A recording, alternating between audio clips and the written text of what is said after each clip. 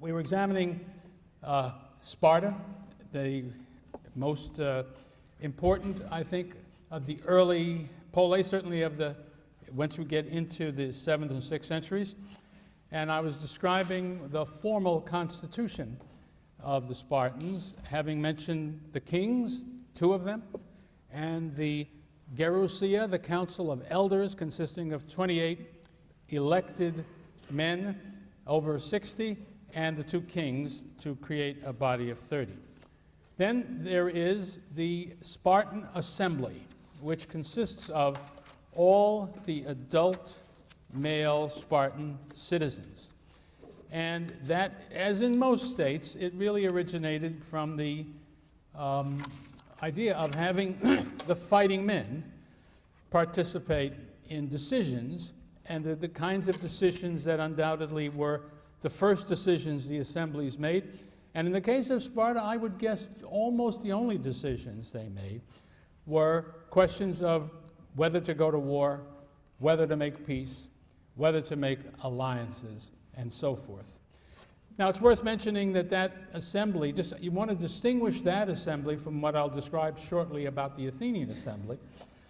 In this assembly, it is true that all adult male Spartans were participants, but, and let me also say that they came to the meeting dressed in their military uniform, apparently including their shields, because when a question was put to the Spartans, the way they responded was by shouting and banging on their shields, whereupon the presiding official would try to determine which side had the loudest noise. It's like a voice vote in one of our own meetings, only a little bit more colorful.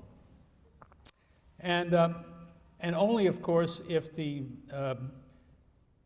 presiding official decided that he couldn't tell which side had made the most noise, would they resort to a separation, like the British Parliament.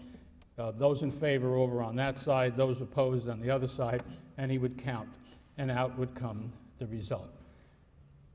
It looks as though debates in the assembly were probably infrequent, because as best we can figure it out, we would guess that most issues that came before the assembly, let me back up and say probably not very many issues came before the assembly, but those that did, if there was an agreement on the part of the Gerousia and the kings, in other words, the upper groups in society, if they agreed, there would be no need to go, and there might be some legal need to go to the assembly, but there would be no debate, and the matter would simply go forward.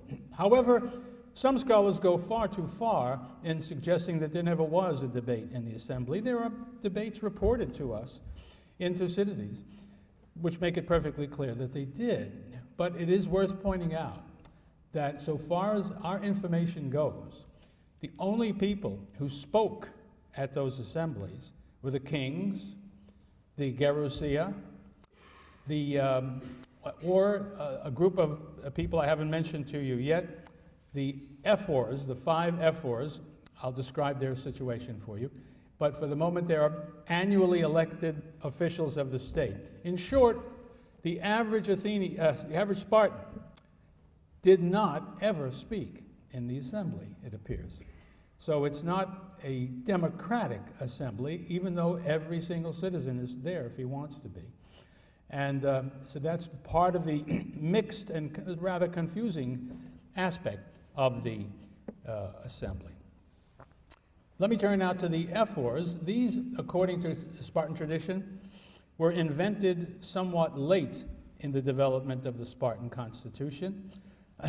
The word ephor comes from the word which means to oversee, oversee what's going on. They were, in a certain sense, the overseers. And one of their duties was to keep watch on the kings and to see that the kings didn't do anything improper, illegal, irreligious, or anything of that kind. And some scholars have focused on that and suggested that at least originally that was what their main function was, to protect the Spartans from excessive power, excessive behavior by the kings, and that their sort of watching the kings thing was always their chief function. That, I think, is not right. I think by the time the Spartans appear to us in history, let us say late in the 6th century, 5th century, the Ephors don't do that. I mean, they still have the technical constitutional requirement to do that, but that's not what they're up to. When we see them, they are usually engaged in dealing with foreign policy. So if a neighboring state wanted to communicate something to the Spartans, either it might be an offer of an alliance, or it might be an order to do something, or else war would follow, or a negotiation for peace, any of those things, first they would come to the Ephors, of which there were 5. And the Ephors would then decide what should be done.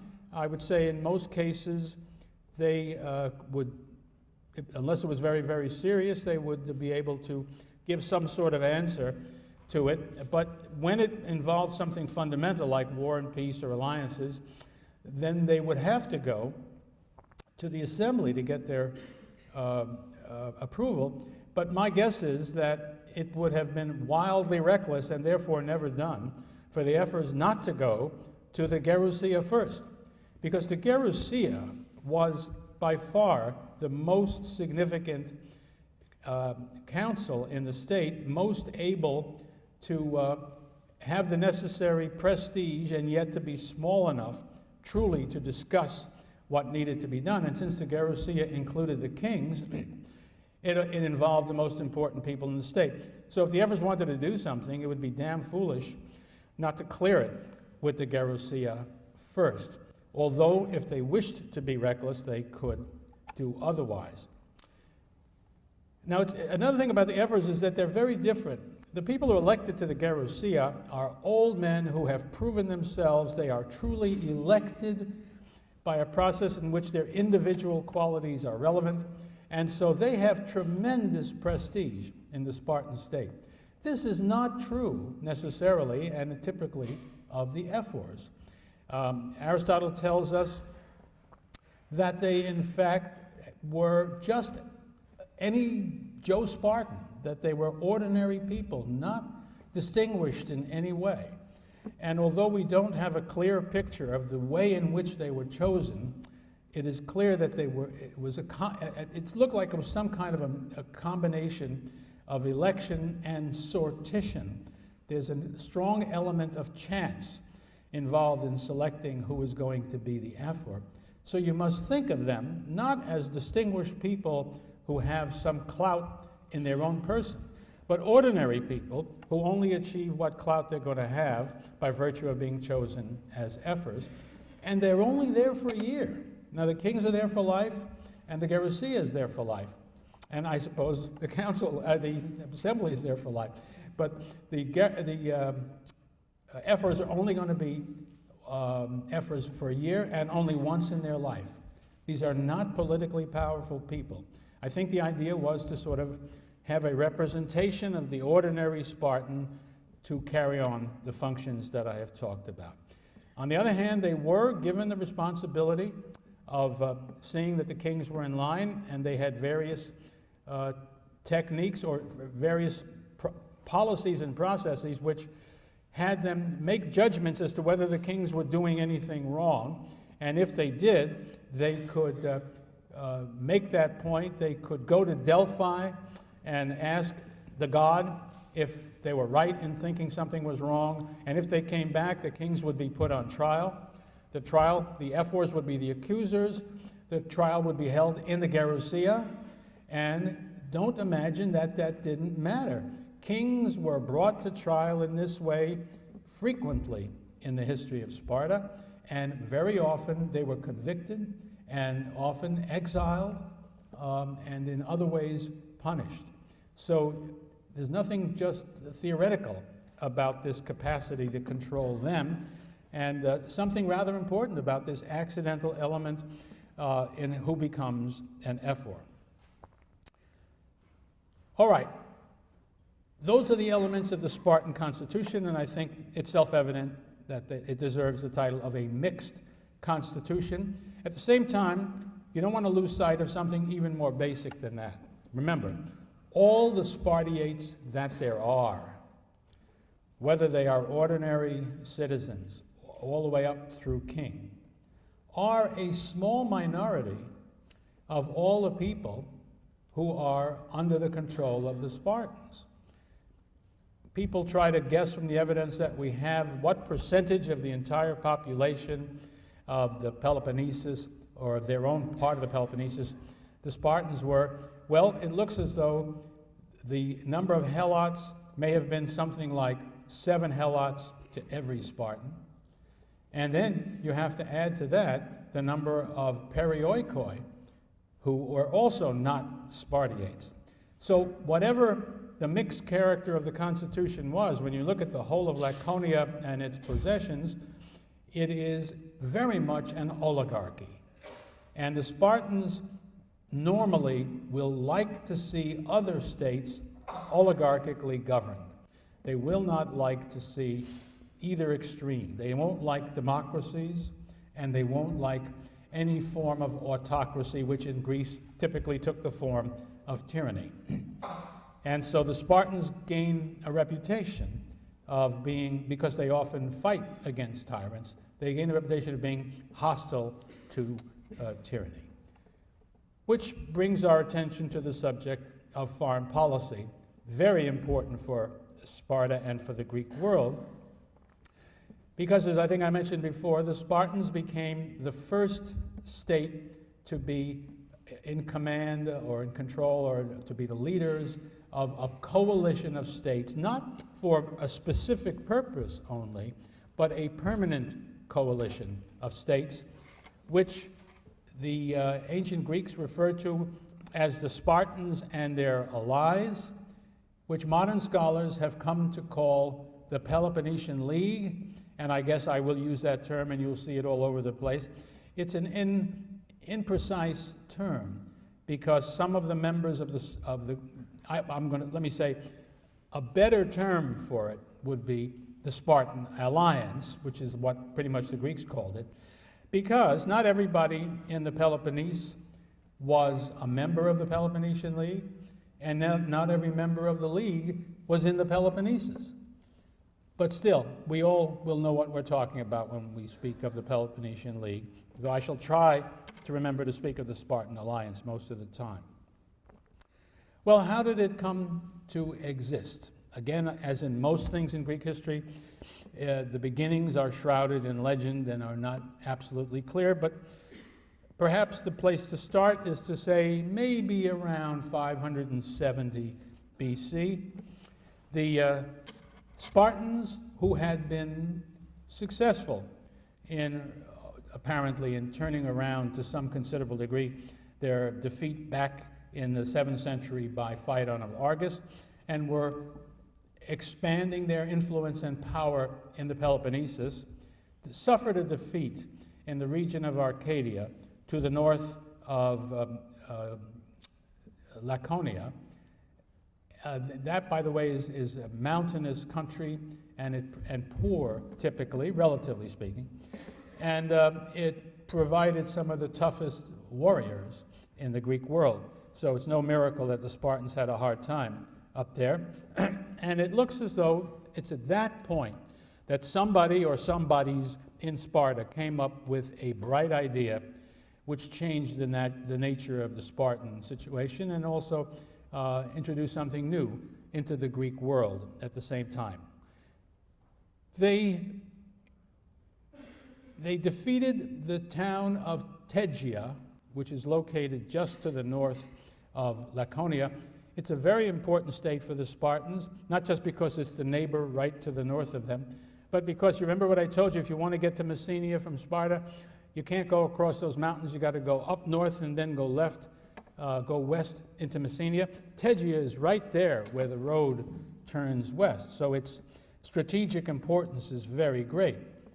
The Spartans got into this war with Tegea, and they gained control of Tegea, where they claimed to have discovered the bones of the great Homeric hero Orestes and taken it away from Tegea, the bones I mean, and buried them at Sparta. Also, there was a legend that maybe they propagated that showed up in some poetry we have, that Agamemnon had moved from his home base in Mycenae to Sparta, with an attempt, in other words, to connect these Dorian Spartans with the legends of the great men of the Achaean world described by Homer. And finally, we are told late in the 6th century, King Cleomenes, who was one of the aggressive Spartan rulers who expanded the power of Sparta, said on one occasion, "I am no Dorian, I am an Achaean." What's this all about? Well, it looks like as the Spartans begin to extend this league that I will be telling you about in a minute, they want to reduce the amount of resistance that they're going to get into. Dorians versus Achaeans still seems to have some meaning to the Greeks. Remember the business about what happened in Sicyon when the tyrants of Sicyon made this sharp distinction in favor of Achaeans against Dorians. It suggests that division among the Greek peoples hadn't died down yet, and I think that's what's going on here. Spartans are trying to claim union with the Achaeans, not dominance over them. Anyway, nonetheless, the Spartans start taking on other Greek states, trying to establish their domination, and are very successful. They defeated the powerful and important state of Argos. They defeated, and in the process, they took away a piece of land that is between the area of Argos and Sparta. The name of it is Kynoria, and took it away, annexed it to their own state. That's interesting because the Argives never forgave that and never gave up on the idea of getting it back. And you find the Argives and the Spartans fighting each other at least once a century, and what they're fighting about is gaining control of Kynoria. It's common, people refer to Kynoria as the Alsace-Lorraine of the Peloponnesus. Everybody who doesn't have it wants it back between these two states. And finally, the Spartans also take the island just off the southeastern edge of the Peloponnesus called Cythera, which gives them a good strategic base there as well. So they are expanding. Now, what happens, I'll go back to Tegea for a moment because that's the first case we hear and it's the model. When they defeat the Tegeans, instead of simply annexing their territory, subordinating the people or subjecting the people to Spartan rule, they do something different. They offer the Tegeans an alliance.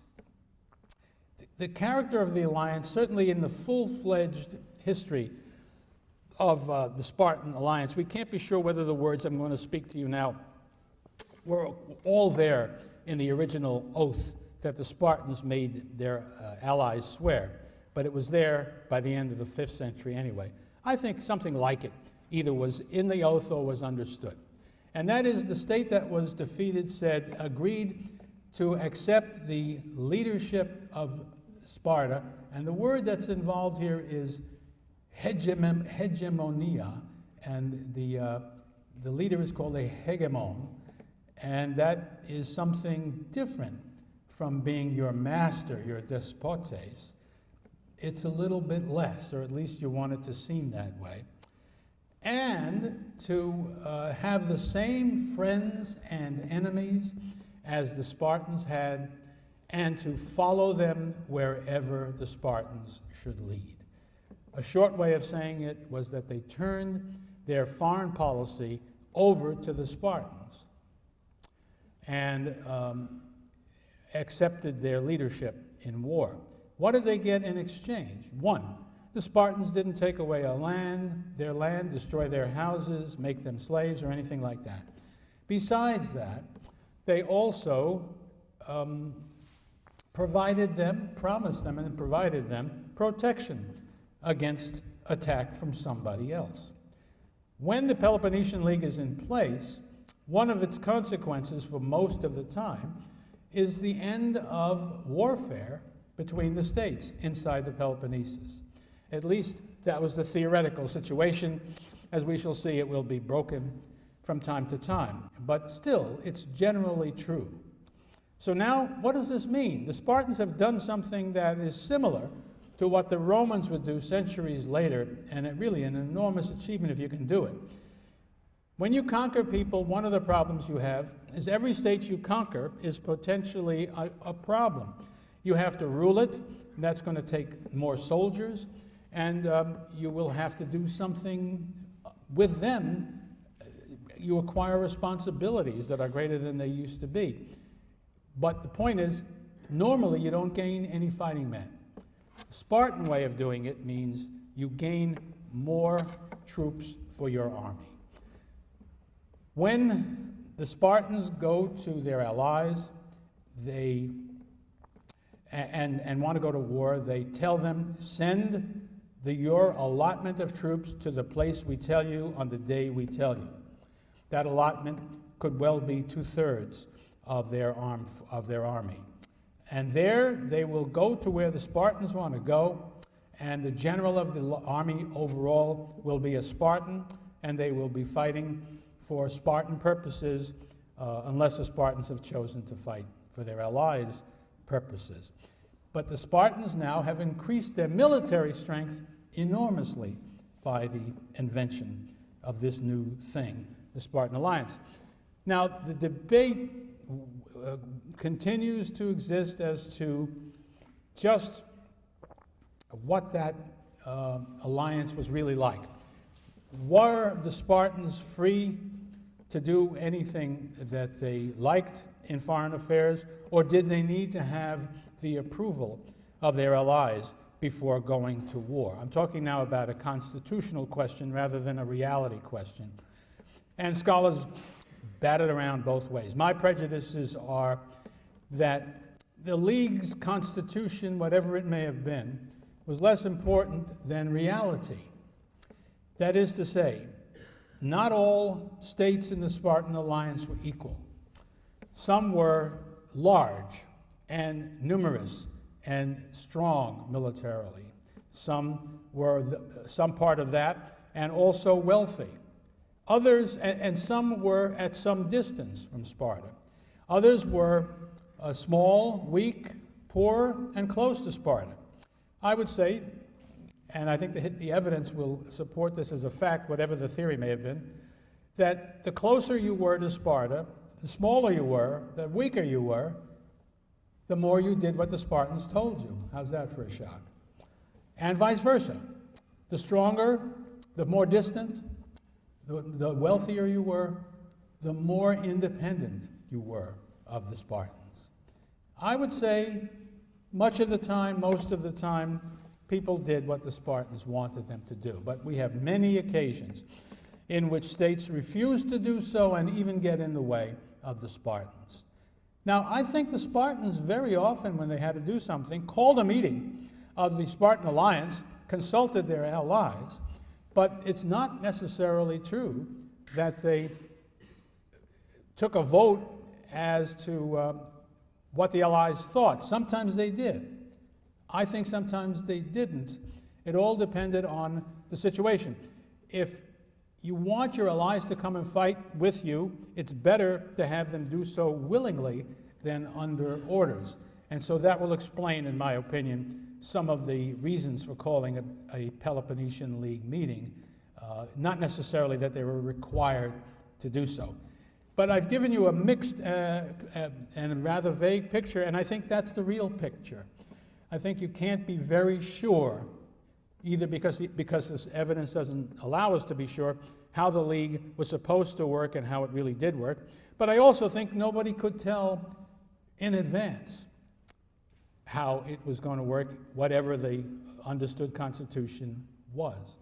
After all, one of the most important things that is involved in membership in the League is that when the Spartans say, I want you to come and fight with me for these purposes, you come and you bring your army to do it. But we have a period in Thucydides' account of the Peloponnesian War in which important states like Corinth, and Thebes, among others, simply say no. And when the Spartans say, well, why aren't you doing what you're supposed to do? They come up with a very nice cock and bull story supported by theoretically religious motives why they can't do what they're supposed to do. And the Spartans have to put up with it. There's nothing they can do about it.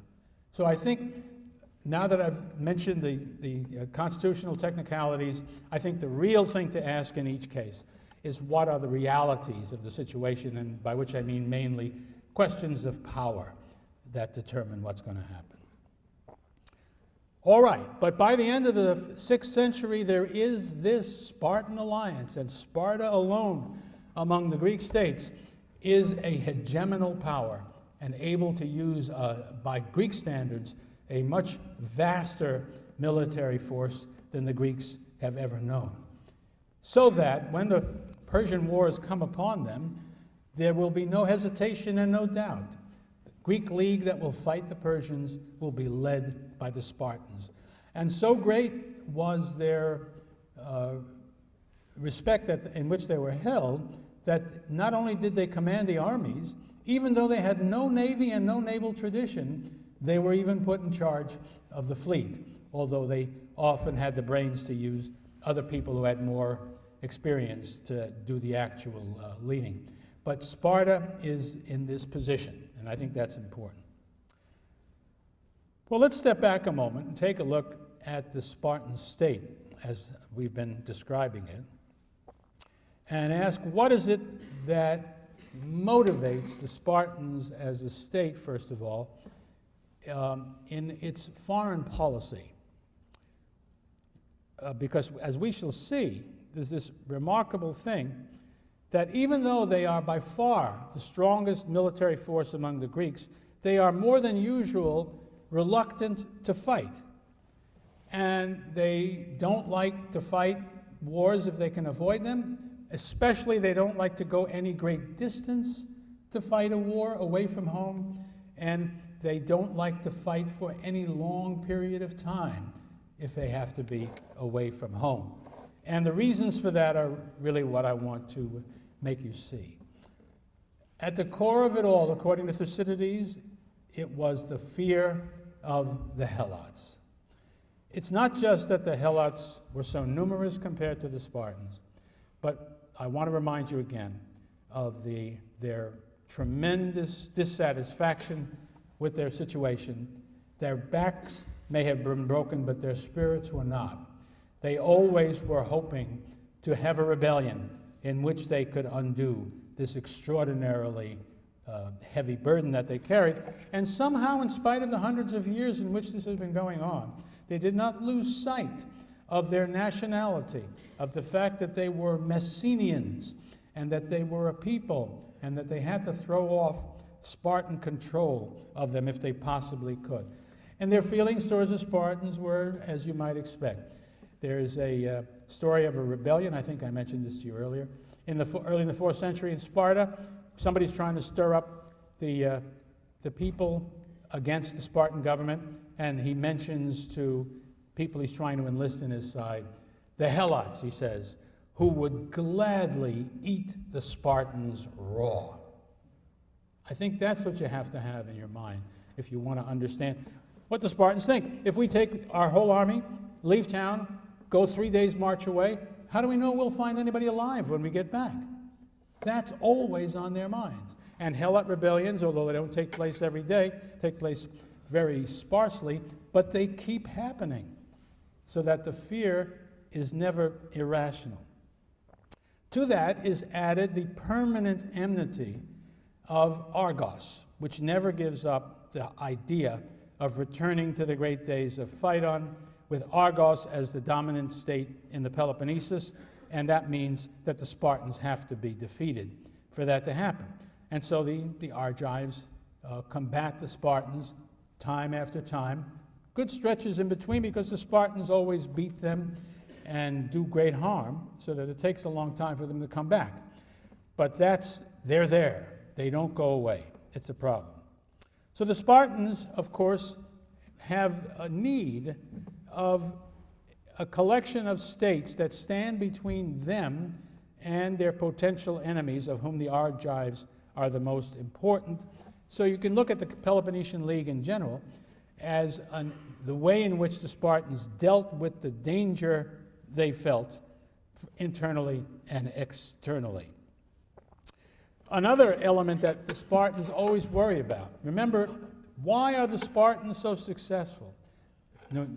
Numerically, they aren't many enough to actually just defeat anybody by numbers. It's because they are the best. And why are they the best? It's because of this training system, these values, this way of life that is the purely Spartan way. So there are always, I would argue, likely to be a majority at least of Spartans who are suspicious of and hostile to any kind of change, internally certainly, and externally, because external things have internal implications. They're always worried about corruption seeping into the Spartan system. Corruption normally has the concept of money, wealth behind it. If money comes into the picture and people start being bought by it, they will cease to be thinking the way good Spartans should think only of the state, but they will think of themselves and their wealth and so on. And another thing that corrupts is the search for power beyond what is appropriate in the Spartan system. Remember that incredible contradiction where everybody is a similar, almost an equal, but each one is vying for honor, which is not available universally to all. And so that means if you are a conservative Spartan, and the two words are practically the same, you're going to be worrying about that. And that leads to conservatism in foreign policy. War is going, if you win, you're going to have booty, loot of some kind will come back into Sparta. Moreover, some people will gain reputations because of their fighting in the battle, will bring them excessive honor, will fill their heads with a sense of their own greatness, and again, threaten the stability of the Spartan state. So all of that is going to explain why the paradox of the greatest military power in the Greek world, reluctant to fight, and their power is not used to acquire economic benefits. What they focus on is discipline, and the state versus freedom, individuality, and even family. There you have this strange society, a closed society that does not normally permit people to come and visit Sparta. And even those that it permits to come to Sparta, during one period of the year, they actually force all foreigners out of town and do whatever strange things they do. And now when we're talking about the fully developed Spartan state, there are no exercises of the arts such as existed before the system was created. There are no luxuries legally in Sparta. There are few creature comforts. Again, I suspect at some fairly early time, there were violations of these things, as individuals who had the power to do so might well try to enjoy these things in spite of their being barred. But the main thing is you couldn't, if you had them, you couldn't really show them. You couldn't flaunt it because that would be disastrous. And why? Because in a way, necessity becomes a virtue. We human beings, that's one of our typical ways of dealing with things. That is, we need to do something. We have to. And so one way we cope is to then, we do it, and we say, it's the greatest thing in the world to do. And doing anything else is no good. And that's what the Spartans did. Their way of life was imposed upon them by the decision to maintain their command of the Helots. After that, it all makes perfect sense. Look what they had to give up to do it. They said, of course we give that up, because that's what makes us the great people we are. And that's the system that was the Spartan way of life. I remind you again that even though this is very extreme, and other Greek states are not going to live that way, they admire it tremendously because it suits the ideology of all polis that subordinates individual and family concerns to those of the community at large. And as I mentioned earlier, the utopian philosophers of the 4th century, Plato being the most striking, Aristotle to a lesser degree, they admire this, although they have their own wrinkles about how it's going to be. Nothing could be greater as a contrast to this way of thinking than the way that the Athenians will develop when they go through their growth as a polis. And so let's take a look now at Athens to see how they came along.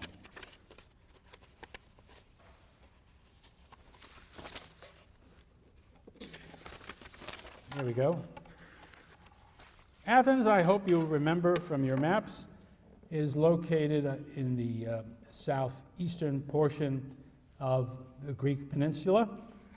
Sticks out there into the Aegean Sea. Its geography, it's about 1,000 square miles is Attica. In the terminology, I think we talked about it already. The city is Athens. The region in which they live is Attica. The people are Athenians, and that's an important point I think I made too, which is everybody who is a citizen who lives in Attica is an Athenian. No matter if he lives 65 or 70 miles away from the city, he's still an Athenian. One of the things they achieved early was the unification of that whole region and made it one polis, although that certainly doesn't mean that there are no independent villages and towns in the polis of Athens, because they certainly are. Now, Attica was not one of the most desirable, certainly agriculturally rich areas in Greece.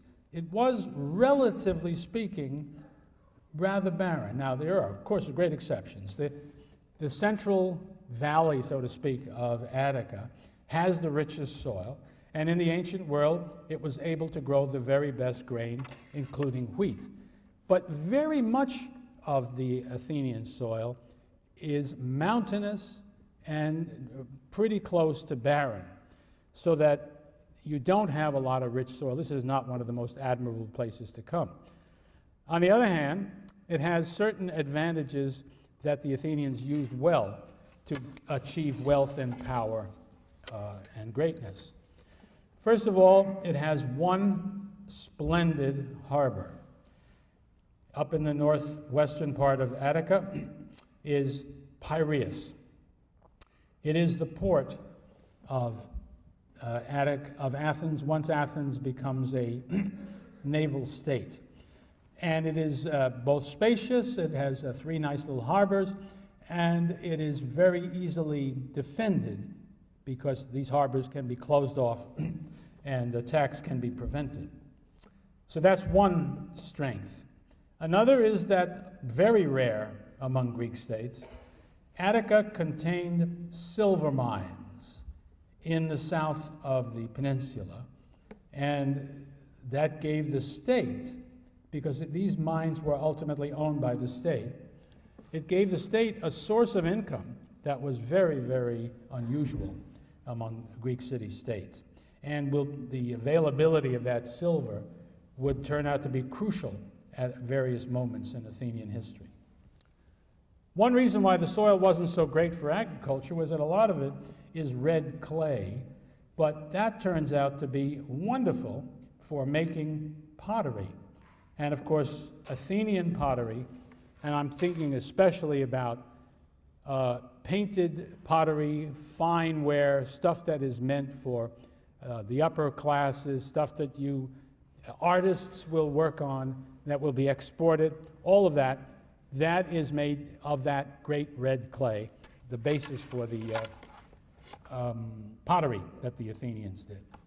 Another natural resource of great value and great blessing to those of us who can still see the remains of the Athenian experience is the marble that comes from Mount Penteli, as the Greeks call it now, Pentelikon, as the ancient Greeks called it. in the northeast portion of the Attic Peninsula, and it produces, you can still go see it, wonderful, beautiful, fine-grained white marble. And that's the stuff that the Parthenon and all the other buildings, temples on the Acropolis and around Attica was made of. And that enabled the Athenians to build those temples as few cities could, because there it was, sitting in their territory, not a source of the kind of tremendous expense it would be for other states that would have to buy it and bring it in. Now, on the other hand, Athens was able, as I told you, let's start in the early days, to grow wheat and other grains, but more to the point, it was very good for olive trees and for grapevines. So as we will see, when the Athenians begin to exploit all of their land, not just the bottom land that works for grain, but also the less desirable land, and produced wine and olive oil, that was a source of agricultural wealth that would play an important part in their history. Now, their own story about their past was something like this. They, unlike the other inhabitants of southern Greece, according to their story, never experienced a Dorian invasion. Now, the Dorians did come down and sort of bang at the door of Athens, Attica, but they were driven off by the Athenians and never made their way into it. So the Athenians claimed that they were, in a certain sense, the purest of the pure Greeks, and they went to great lengths. One of their stories claims they were, as the Greek word goes, autochthonos, that is to say, they sprang from their own soil. In fact, they said they were in Attica before the creation of the moon. Guess you don't have to believe that, but on the other hand, it's their picture. We were always here, the original indigenous people. Their tradition, and this one is surely right, is that at an early time in their history, Attica became a refuge for people escaping what they would have regarded as the Dorian invasion. And there's no doubt that people from the Peloponnesus, after the fall of the Bronze Age civilizations, did a lot of running away, and some of them ran to Attica and were greeted and settled down there permanently. And some of the most important and most aristocratic Athenians traced their ancestry not to the Athenians who were there before the moon was created, but to people who had come in this flight sometime after the end of the Bronze Age. It is a tradition not of producing conflict, but of producing harmony. These exiles, we are told, were brought into the Athenian people and lived among them as Athenians. No split, no division. Similarly, there is nothing like the Helot class in Athens.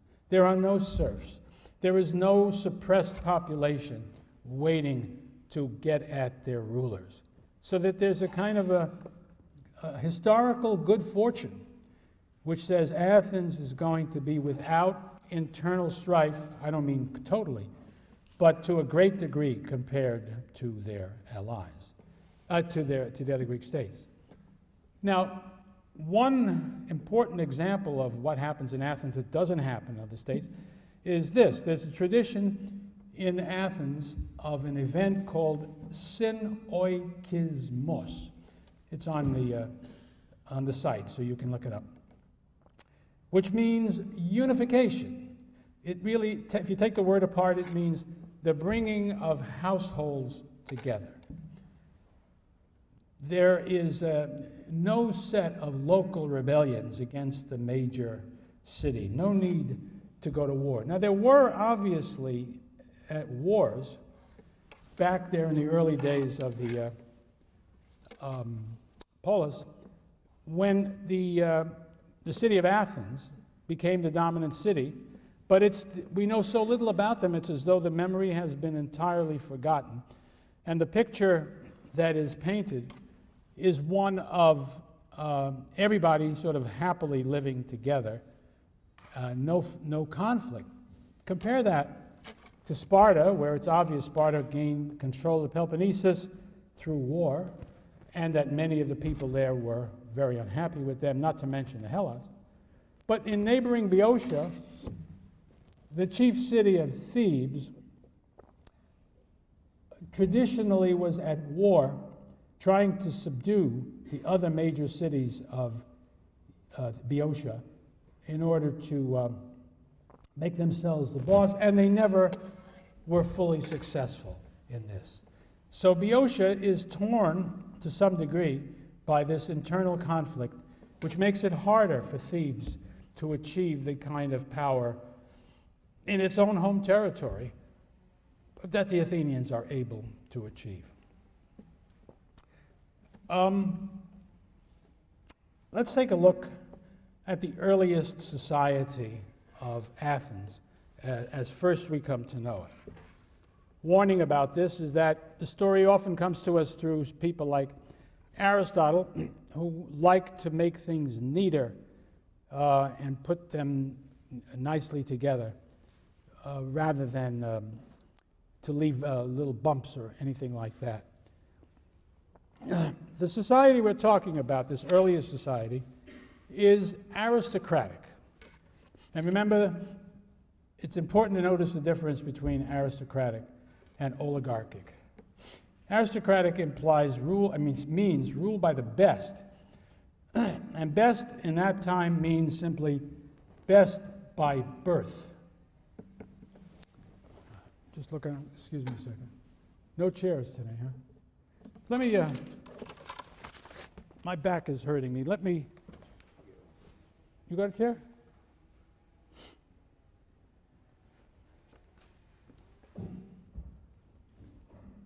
Oh, thanks, Curtis. Really appreciate that. Thanks a lot. Okay. I'll try to speak loudly. Can you hear me in the back? All right, good. That's much better. It means best by birth.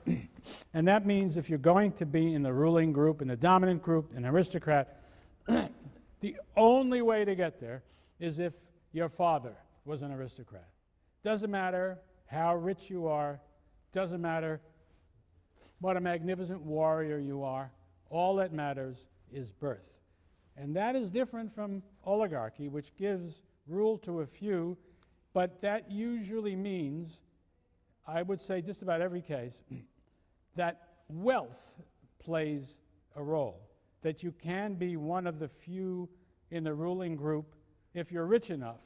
I don't mean that they didn't have aristocrats within an oligarchy. I'm sure that they did. It's that that was not the critical element. Now, also, in the Athenian aristocracy, you can imagine that most aristocrats are rich, but some of them are not.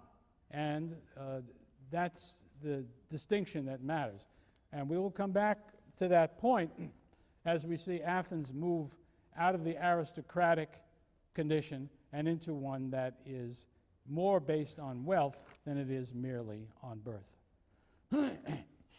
Well, we are told that in the earliest times, Athens was divided up, the people of Athens were divided up into 4 tribes, just as were all the other Ionian cities. And the Athenians, of course, were Ionians. This is a point worth making, because most Ionians lived on the coast of Asia Minor or on the islands of the Aegean, and the Athenians were pretty much, I'm exaggerating, but mostly the only Ionians on the mainland. They sort of were an interesting middling group between the Dorians of the Peloponnesus and the Greeks of other types elsewhere, and the Athenians sort of stood between the mainland, where they existed, where they were, and the islands and across the seas. Each one of these 4 traditional tribes contained, according to this tradition, 3 subdivisions that were called phratries. Easy way to translate phratry is brotherhood. Notice, it's about family and birth. You are in a phratry, you're in that phratry because so is your father, and it inherits it. But these phratries were very important. I should have mentioned that the tribes had important religious functions, that also the army consisted of 4 regiments, 1 for each tribe. So these tribes had great reality for the Spartans. You went not only to the religious festivals of the entire state, but you went to those only for your fellow tribesmen, which gave you a sense of belonging in that tribe. And I think that's important. And the phratries were smaller versions of the same thing.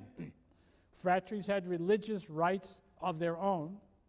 And in fact, the phratry appears to have been the unit that really mattered in terms of the place where you sort of established your belonging. I mean, if somebody came along to an Athenian in the 7th century and said, "You say you're an Athenian. How do I know you're an Athenian?" Well, after you got through saying, "Well, you can ask my friends, my neighbors," you said, "What do they know?" You said, how would you do it?" "Well, I guess come down to a meeting of my phratry. They will have a record of my being a member of that phratry, and that makes me an Athenian." So that's the importance of, in a way, one part of the importance of the phratry. Now, the phratry, because it was established by birth and tradition, was an aristocratic stronghold. Everywhere you could imagine, tribe, phratry, and so on, some aristocratic family or families would have had a leading role by tradition. The Greek religion did have priests, but it didn't have a separate priestly class. And during the aristocratic period, and I would say probably throughout its history, Athenian religion had the priesthoods, the chief religious places in the state, were held by aristocrats, which in a primitive society in itself gives them tremendous prestige and a lot of clout. Probably, although I'm not sure we have hard evidence on this, probably the phratries fought side by side in the tribal regiments as well. And of course, they would always be commanded by aristocratic leaders. Another way the Athenian people were divided involved names of classes of people, and we'll come back to that in another context. But one class, the highest class in the aristocratic state, were the eupatrids. It means the well-born, the well-sired. And it turns out that in the early polis, no surprise, they dominated the best farmland. They had the chief jobs in religion.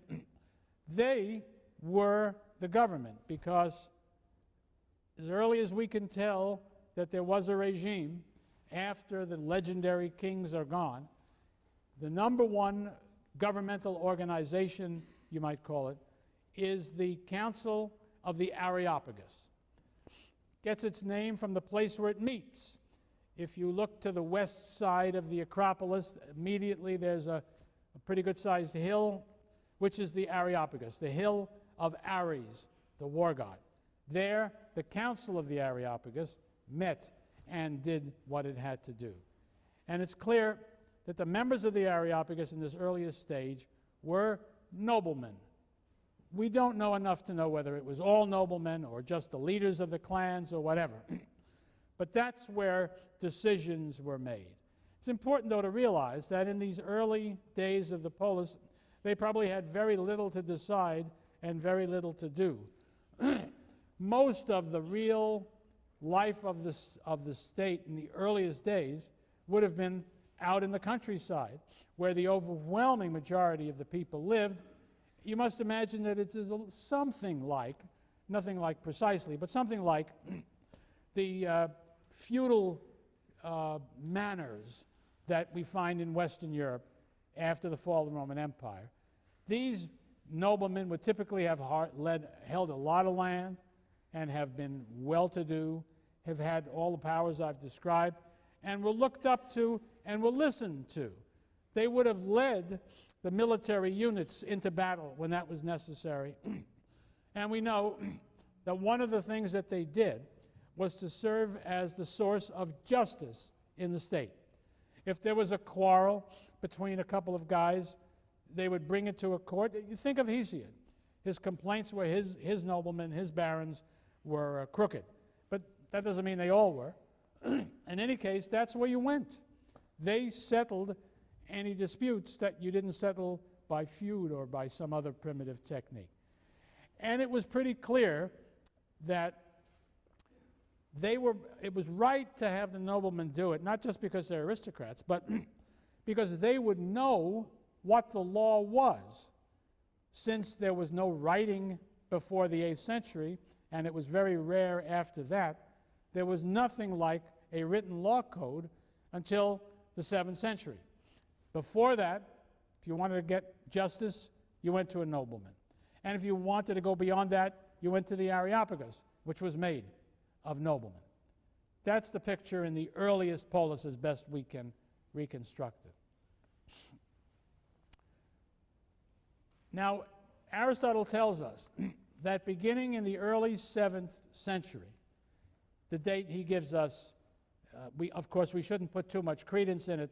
It's too precise, but it's 683 BC is the date he gives us. And he tells us on that occasion, we are introduced to a new thing, magistrates who are chosen from the aristocracy to do various jobs in the city. In Greek, in Athens, the magistrates were called archons, A-R-C-H-O-N-S. It means, in the most technical sense, rulers, but it means really important magistrates in the state. One of these was called the war archon, Polemarch.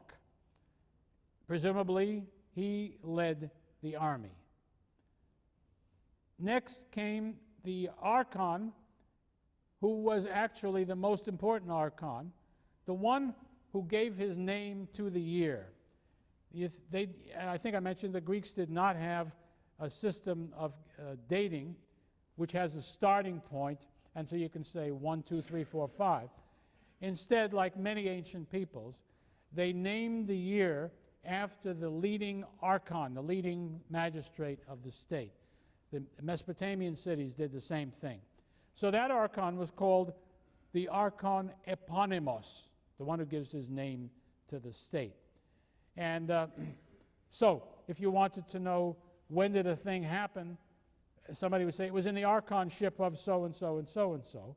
Well, you wouldn't have that in your head.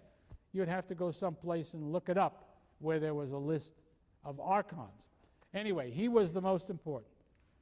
A third archon was known as the king archon, the archon basileus. His responsibilities were mainly religious. And, but I should point out that all the archons, whatever else they did, every one of them also did justice. That is, they had courts to which people could come to get their quarrels settled. Sometime after that, after these three major figures that I have mentioned to you, there was established a body of men called thesmothetai. You'll see this on the list of words, which were 6 men whose functions were apparently strictly judicial. They presided over courts that you could go to for specified purposes. Every one of these 9 archons, they are sometimes referred to as the College of 9 Archons. They had a secretary which would have brought them up to 10. But only 9 were true archons. They were elected from the aristocracy by the assembly of all Athenian adult males. That means mainly not aristocrats. They chose from among the aristocrats for these archons who served for 1 year and not again. That's a very important concept. Nobody in Athens holds an office at this time, or as far as I can tell, at any time. Well, I back up, at this time, for more than a year. The only thing in town that has continuity, that can develop power and influence over a period of time, is the Council of the Areopagus. And that's what aristocratic and oligarchic regimes do. They are very nervous about individuals who acquire too much power, popularity, influence, which will threaten the character of the aristocracy. Aristocracies, this may seem funny, but aristocracies love equality. Equality among aristocrats. And then tremendous inequality between them and everybody else. Sort of the way Yaleys feel about things, really. Yaleys are very nervous about anybody sticking his head up above the crowd because, you know, it's like the question always is, why not me? You have high expectations of yourself. And so sometimes, unless you're invaded by later religious ideas that the Greeks didn't have, you're not humble. You're vying for honors. I always see Greeks in front of me when I see Yaleys. An aristocratic republic is what we have. Not a monarchy, but a republic. Dominated insofar as it's dominated by anybody but individual aristocrats, by the Areopagus, and at some point in the history of that institution, it consists now of men who have been archon. The year after their archonship, they automatically go into the Areopagus and remain Areopagites for life. Well, that gives the Council of the Areopagus even more power and influence, because they consist now exclusively, after a while, of people who have been chosen for their individual qualities to be the leading magistrates in the state, and now they will oversee what's going on. And you can bet they will be looking very carefully over the shoulders of the aristocratic archons whenever they are in power, to see that they're not screwing up, but also to see that they are not getting too mighty and too powerful. The weight of the power of the Areopagus must have been enormous in this system. So the rich and the well-born, because they are pretty much the same in the early days of the polis, run the state in this official constitutional way. But I would also remind you that on their estates out there in the country, they run the thing just as well, with the farmers and everybody else out there kowtowing to them and seeking their favor. That's the kind of world that we have at the start. And then it comes to Athens, as it did to every other Greek state. A little bit later, it looks like in Athens, all of the change and turmoil that we've seen in Argos, in Corinth, and other places. If we are right in talking about something like a hoplite revolution, it occurs in Athens too. And Athens grows slowly and, again, late, but it begins to engage in commerce to a greater degree than before, and in ancient handicrafted manufacturing.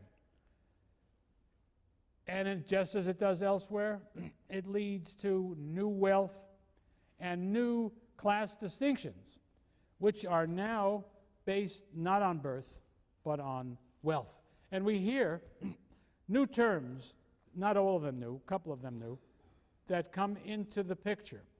We hear about Athenians divided into different classes. Excuse me. One of these, you remember, was the Eupatridae, the well-born. That's the old story. And there really were only two, those who were and those who weren't. But now we hear about people called hippae, and it means horsemen, cavalrymen. Well, you can't own a horse and ride a horse unless you have a lot of money. Horses are expensive.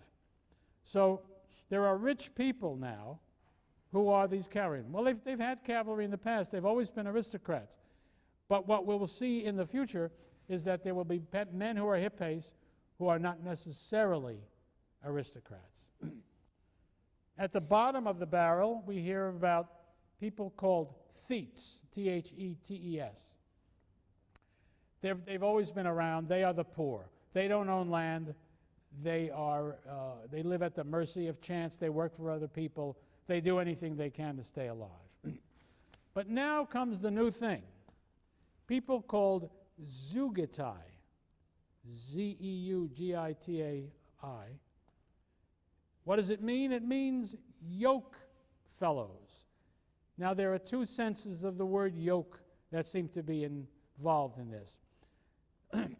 You could say that, and this is one way that makes sense, these were men who were sufficiently well off that they could own a team of oxen, 2 oxen, who were yoked together to pull the plow. That would make them respectably well-off farmers. We are talking about people of the hoplite class. Another theory is that they were indeed named that because they were hoplites, because they lined up in the phalanx and they were yoked together, so to speak, by their shields touching one another. It hardly matters which of the stories you prefer or whether you choose both. We're talking about the same people. And that tells us the important fact that this new class of independent family farmer has arrived in Athens, and as in other states, is not satisfied with his position in the state as his own importance to the state becomes greater and greater. We will come back to this story when we talk about Solon, but think about these changes as happening as the next change that I want to tell you about occurs, a change that threatened, or a change that didn't happen, but if it had, it would have changed the entire course of events. According to tradition, in the year 632, an Athenian nobleman who had become famous because of his victory in an athletic contest and who had married the daughter of a very wealthy and powerful tyrant in Megara, right next door to Attica. So this guy was a young, big shot of extraordinary character, named Kagan, attempted a coup d'etat trying to establish a tyranny in Athens, just as his father-in-law had established one in Megara. His father-in-law's name was Theagenes. Well, as the story goes, he tried his best to gain control of the city. What you do in Athens in the early days, if you want to take control of the city, is you take an armed force up onto the Acropolis, seize the Acropolis, make it your fortress, and proclaim yourself boss, and see if you can make it stick. Well, he couldn't. He was resisted by enough of his opponents that he was defeated. The leader of the resistance was the family known as the Alcmeonidae. We will hear a lot about them in this course. But they went up there, locked up Kagan and his supporters on the Acropolis in a temple. You couldn't go into the temple for the purpose of killing somebody. That would be sacrilegious. And so they were at a standstill. Still, if you're inside that temple and trying to avoid being killed, you still need food and drink, and most important, drink. So how could they manage it? Well, they took a cord, tied it to the temple, held onto the cord, and went down to the well and got their water, claiming that they were just as sacrosanct as they had been before. And for a while it worked. But the Alcmeonidae said, baloney, cut the cord, killed the Kylonians. That put an end to the Kylonian conspiracy. but it brought something to the Alcmeonidae as well, a curse. The Alcmeonids were declared accursed and driven from the city. Well, that's for the time being. Later on we will hear they're back again, and they're very important. But the curse continues to be attached to the family. And as we get to the last third of the 5th century, and the Peloponnesian War is about to break out, the enemies of Pericles will pull out the curse of the Alcmeonidae to use against him because his mother was of the Alcmeonid family. For the moment, what we're talking about here, I think, though, is here's the first sign that we see of trouble in paradise. Nice, calm, happy, Sinoikized Athens has got trouble right here in River City. I mean, no, in Athens. And why? I think we must imagine that there are the kinds of discontents that we have been talking about, which find a leader in the form of a man who is an outstanding figure for some reason, who was willing to try to establish a tyranny, and use armed force to try to achieve their goals.